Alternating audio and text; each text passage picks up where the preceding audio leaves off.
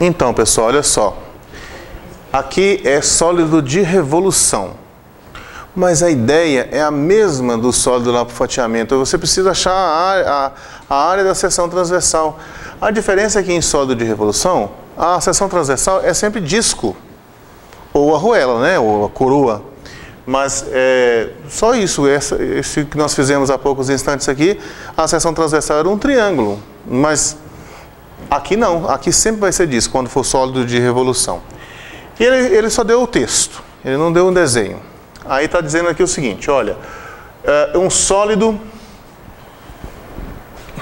de revolução, que fica lá a região dele, né, a região que vai ser rotacionada, fica no segundo quadrante. Então, se eu for olhar para cá, olha aqui, ó, se eu for olhar para cá, a minha região fica aqui no segundo quadrante. Beleza, acima eu tenho a curva y igual a menos x ao cubo. Bom, menos x ao cubo é um negócio mais ou menos assim. Ela passa para lá, menos x ao cubo está aqui. E abaixo eu tenho o eixo x, então o eixo x aqui está aqui embaixo, né? Aqui eu tenho y igual a menos x ao cubo. E aqui eu tenho o eixo x. Eixo x aqui embaixo. Depois, à esquerda eu tenho a reta x igual a menos 1. Então vamos supor que isso aqui seja a reta x menos 1 à esquerda. Olha aqui, ó. Então esse pontinho aqui, eu estou dizendo que é o x igual a menos 1. Esse pontinho é o x igual a menos 1. E é para girar em torno da reta x igual a menos 2. Então aqui, a x igual a menos 2, vamos supor que está bem aqui. O eixo de rotação aqui está nessa posição. Aqui. Aqui está o eixo de rotação. E a região que nós vamos rotacionar, é essa regiãozinha aqui, ó. Essa região que eu destaquei em verde aqui, é a região que a gente vai girar, mas nós vamos girar ela em torno desse eixo aqui, que está no x igual a menos 2. Para isso, olha só. Sempre que você estiver lidando com um sólido de revolução, você traça a linha auxiliar sua, sólido de revolução, nesses modelos aqui, né? Porque tem um outro. Volta. Nesse contexto que nós estamos trabalhando aqui, sempre que você vai calcular o volume de sólido de revolução, é aconselhável que você trace aqui uma linha horizontal que seja perpendicular ao eixo de rotação. No horizontal porque está girando assim. Se ela fosse girar em torno de um eixo horizontal, você passa uma linha vertical. Em resumo, você passa uma linha que seja perpendicular ao eixo de rotação, para você ter claro quem é que vai rotacionar. Quem vai rotacionar é esse segmentozinho aqui. Ele vai girar e ele vai formar uma coroa. E a gente vai querer saber qual é a área dessa coroa. Então esse segmentozinho aqui, quando ele rotacionar, ele vai formar uma coroa. E eu quero saber qual é a área dessa coroa. Aqui está em uma posição Y. O Y está fixado ali. O Y está fixado. E aí esse Y aqui, na verdade, ó, na medida que se você subir esse negocinho vai ficar menorzinho. Se você descer, ele vai ficar maior. Então essa área aqui, na verdade, é uma função, porque essa figura vai mudar o tempo todo. Essa figurinha aqui vai mudar o tempo todo, ó. Tá? Então eu preciso saber a área da seção transversal. E a seção transversal, ela é uma coroa. Então vamos lá, eu preciso do R grande e do R pequeno aqui. Bom, para isso, veja bem, eu tenho aqui Y. Eu preciso saber como é que é esse ponto aqui em função do Y. E eu tenho aqui na verdade, como descobrir o Y a partir do X. Mas eu preciso saber como descobrir o X a partir do Y. Então veja, eu tenho um Y aqui, quero saber quem é esse camarada aqui, quem é esse pontinho aqui, mas a partir desse Y, em função de Y. Aqui eu tenho ele em função de X. Não é difícil você descobrir, não. Ó. É só você isolar. Você tem assim, y igual a menos x ao cubo. Aí você multiplica os dois lados por menos 1. Fica assim, menos y igual a x ao cubo. Aí você extrai a raiz cúbica nos dois membros. Aí você vai ter assim que x igual a raiz cúbica de menos y. Aí a raiz cúbica, ela é uma função ímpar, né? Esse menos i pode sair para cá. Aí você vai ficar assim, ó, com x igual a menos raiz cúbica de y. Então você sabe que esse ponto da direita aqui, ó, é x igual a menos raiz cúbica de y. Pronto, porque eu preciso saber a distância entre esse e esse. E eu calculo essa distância olhando para as abscissas, para o x. É o x do ponto à direita menos o x do ponto à esquerda. Não mudei em nada do que eu já tinha conversado com vocês, hein? Como é que eu acho essa distância? X do ponto à direita menos x do ponto à esquerda. Mas aqui, na verdade, eu preciso calcular a área de uma coroa. A área da coroa é a área do disco maior menos a área do disco menor. Então, a área do disco maior, eu preciso saber aqui, ó, eu preciso de ter bem claro quem é o meu Rzão de y. Quem é o meu Rzão de y. Vamos dar nome para esses pontos aqui. Eu vou chamar esse aqui de ponto A, esse aqui de ponto B e esse aqui de ponto C. O Rzão é a maior distância, olhando aqui para um ponto nessa linha aqui, a maior distância de um ponto da região até o eixo de rotação. Então, a maior distância é a distância entre o ponto A e o ponto C. Então, esse é o Rzão. Então, o Rzão aqui vai ser, ó, o x do ponto C menos o x do ponto A. X do ponto C menos x do ponto A. Vai me dar o R grande. O x do ponto C, mas eu acabei de descobrir aqui, ó, o x do ponto C é esse aqui. É menos raiz cúbica de y. Então, vai ficar assim, ó, menos raiz cúbica de y menos o x do ponto A. Quanto é que vale o x do ponto A? Menos 2. Então, vai ficar assim, menos 2. Ou seja, Rzão de y vai ficar mais 2 aqui, ó, vai ficar 2 menos raiz cúbica de y. Pronto, o meu R grande está pronto. Agora o R pequeno. O R pequeno é para um ponto nessa linha horizontal aqui. É a menor distância de um ponto da região até o eixo de rotação, que nesse caso aqui é a distância entre os pontos A e B.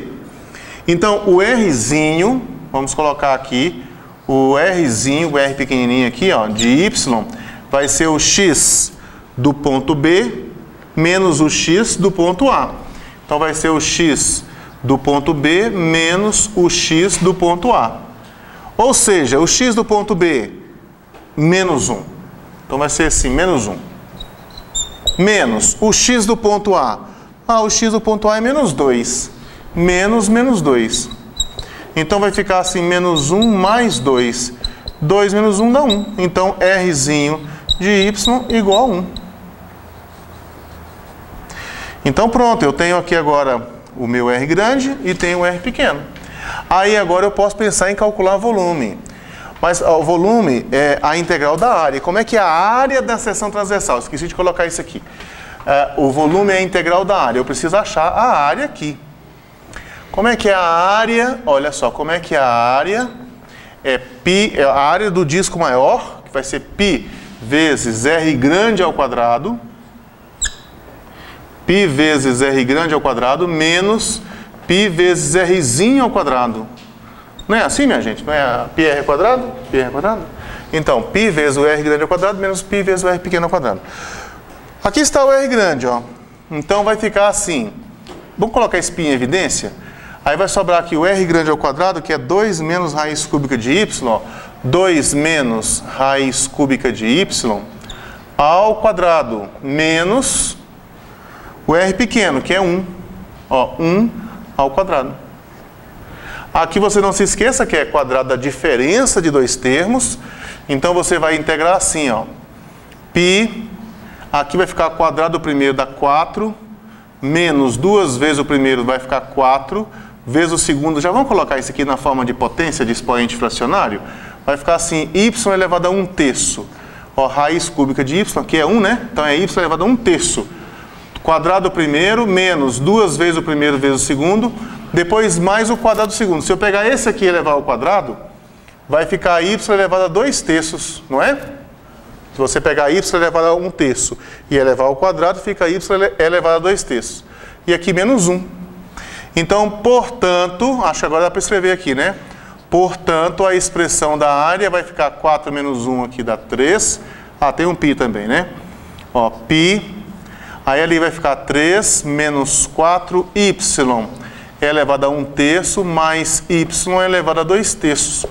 E aqui está, então, a expressão que eu vou integrar. Eu vou integrar o a de y, né? Eu vou integrar essa função aí para eu obter o volume. Agora eu vou integrar com o meu y variando de onde até onde. Olha para cá. O seu y varia de onde até onde? O autor deu as informações aqui no eixo x, ó, mas você precisa saber esse y, ele varia de onde até onde. Bom, eu acho que ele começa em 0 aqui, né? Embaixo é em 0. E em cima ele vai até que momento, hein? Até esse momento aqui. E nesse momento, quanto que dá esse valor aqui? Pensa um pouquinho. 1. Por que 1? Se você pegar x igual a menos 1, colocar ele bem aqui, ó, menos 1 ao cubo dá menos 1, com esse outro menos fica mais 1. Então aqui você tem 1. Então o seu y começa em 0, termina em 1. Então nesse caso, ó, portanto, o volume será a integral de 0 até 1 de a de y dy, igual nós fizemos antes. A diferença é que aqui agora, o meu volume é calculado a partir de discos, né? Então a cara do volume, a cara da área das seções transversais é sempre as mesmas, sempre ou é coroa ou é disco. E esse a de y está colocado bem aqui, né? Eu vou ter que calcular isso aqui. Então vai ficar assim, ó, isso aqui vai ser, vou colocar esse π pro lado de fora aqui, vai ficar π integral de 0 até 1 da área, tá assim, mas a área é essa, ó.